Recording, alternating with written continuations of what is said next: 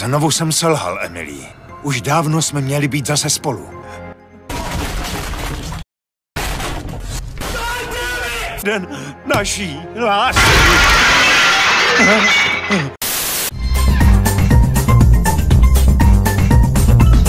Dohodneme se na tom? Jo!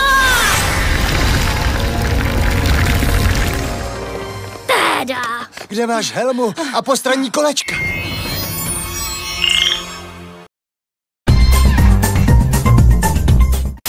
Je čas, abys konečně začala riskovat, Beruško. Leď, můj krásný Amoku, a přiveď mé stvoření k životu.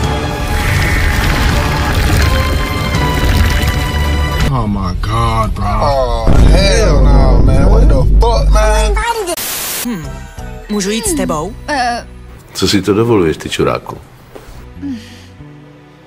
Já vím, jenom strážce zná identity hostitelů Miraculí a Černý kocour, i když je prvním a nejlepším členem týmu, je nyní jen hostitel jako ostatní. Jo, ale vždycky budeš můj favorit.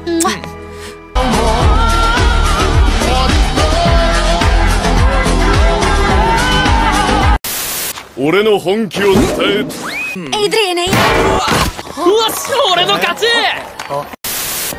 Adriane! Adriane, nemůžeš pryč, potřebuju tě.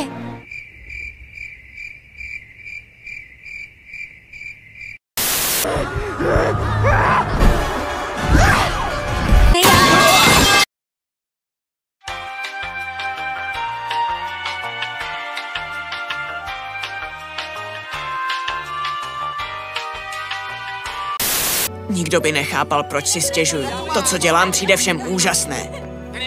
Ale já ti rozumím. No, tak to si asi jediná. What the hell?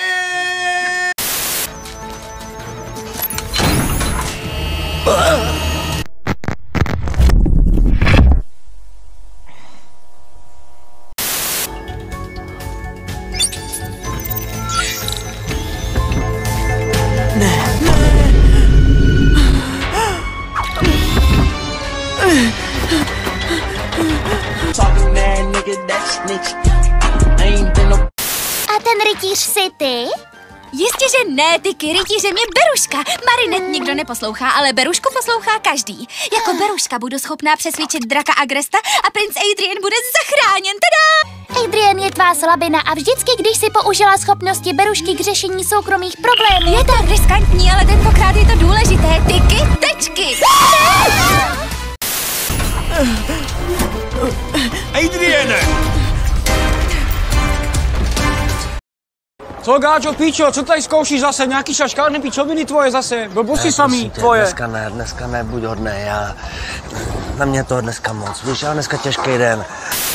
Adriane, jsem tvůj otec a říkám ti, abys...